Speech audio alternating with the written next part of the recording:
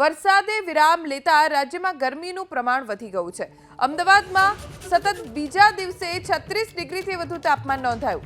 હજુ પણ આગામી દિવસ 36 ડિગ્રીની આસપાસ તાપમાન રહે તેવી સંભાવના છે। સોમવારે પણ અમદાવાદનું સરેરાશ મહત્તમ તાપમાન 36.1 ડિગ્રી હતું।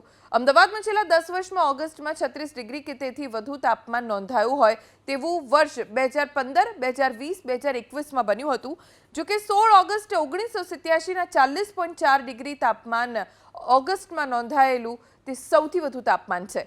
રાજ્યના અન્ય શહેરોમાં ડીસામાં 36.4, રાજકોટમાં 36, ભુજમાં 35.7, વડોદરામાં 35.4, ગાંધીનગરમાં 35.2, ભાવનગરમાં 33.8, સુરતમાં 33.2 અને વલસાડમાં 31.6 ડિગ્રી સરેરાશ મહત્તમ તાપમાન રહ્યું।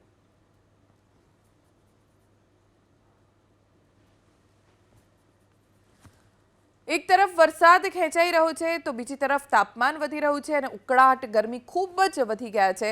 અમદાવાદમાં ગત મોડી રાત્રે કેટલાક વિસ્તારોમાં એકદમ ઝરમર વરસાદ વરસ્યો જેને કારણે આંશિક રાહત મળી છે, પણ એકંદરે રાજ્યના મોટાભાગના વિસ્તારોમાં 35 ડિગ્રીની આસપાસ તાપમાન છે।